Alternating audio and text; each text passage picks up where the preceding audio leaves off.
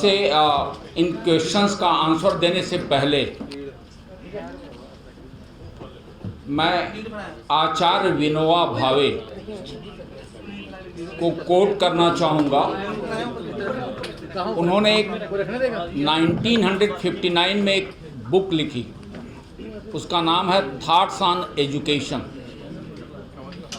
और उस किताब के पहले अगर पृष्ठ को आप देखें, उसका पहला पैराग्राफ तो शुरू करते हैं 37 years ago I left the college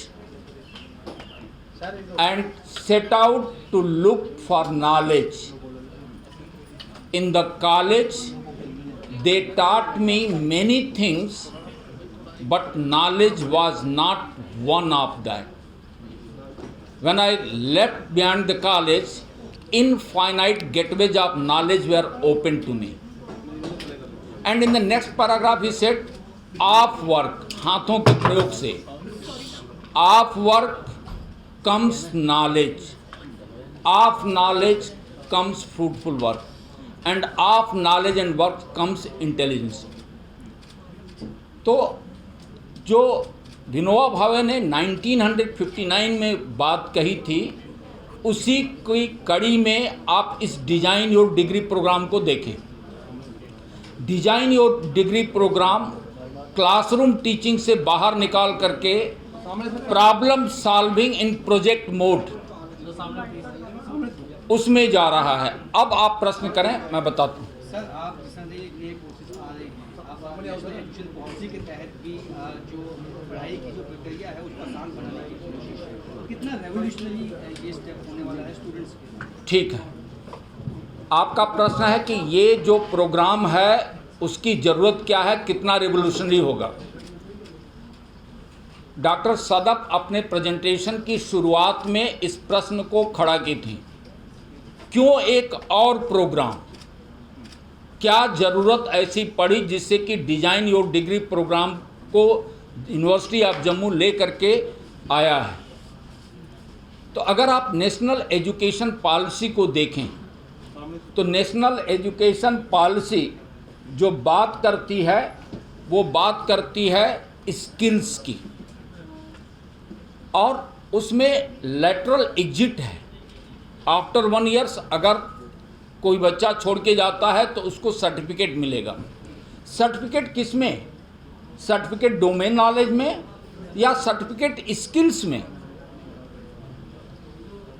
लेकिन जो हम सभी लोगों ने पूरे देश में अडॉप्ट किया टेम्पलेट 1-1.5 साल पहले, उसमें जो फोकस है वो डोमेन नॉलेज पे है।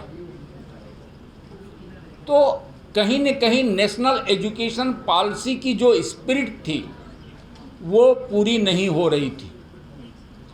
अब मैं आपसे प्रश्न करता हूं कि अगर आपको किसी बच्चे को एम्प्लॉयमेंट देनी है तो आप क्या क्या स्किल्स खोजेंगे?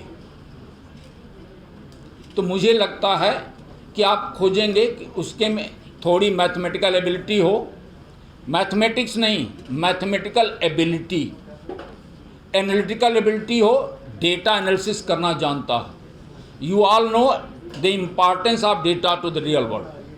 तो analytical ability, communication skill, critical thinking, creativity, computer programming, artificial intelligence का ज़माना है। अब रोज़ आपके न्यूज़पेपर में हम पढ़ रहे हैं कि आर्टिफिशियल इंटेलिजेंस से अब क्या क्रांति आने वाली है। तो artificial intelligence, team work, entrepreneurial ability. तो जो यह प्रोग्राम हम ले करके आए हैं उसमें फर्स्ट 2 years उस बच्चे को इन स्किल्स से एम्पावर करेंगे ताकि उसके में mathematical ability, analytical ability, critical thinking, creativity, communication skill, artificial intelligence, computer programming, team work, इससे वो एंटरप्रेन्योरियल एबिलिटी, इससे वो एम्पावर्ड हो जाए।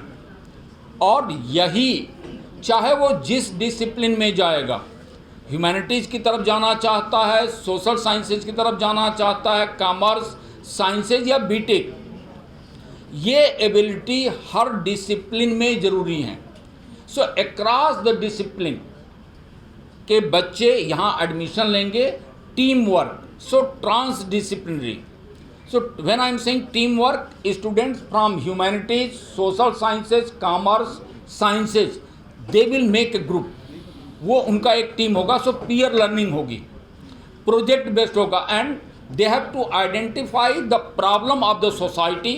They have to incubate that problem as an idea. So the incubation of the idea, then innovate on that idea, then take it to the startup level. So एक entrepreneurs कैसे बन सकता है, उसके लिए ज़रूरी है कि पहले वो प्रॉब्लम को आइडेंटिफाई करे, उस आइडिया को इंक्यूबेट करे, इनोवेट करे उस पर, और फिर वो स्टार्टअप की तरफ आगे बढ़े। तो इन्हीं चीज़ों को ध्यान में रखते हुए यह प्रोग्राम लाया गया, और मुझे लग रहा है कि जम्मू विश्वविद्यालय पूरे देश को एक ऐसा मॉडल देने वाला है जो निश्चित तौर पर रिवोल्यूशनरी मॉडल होगा।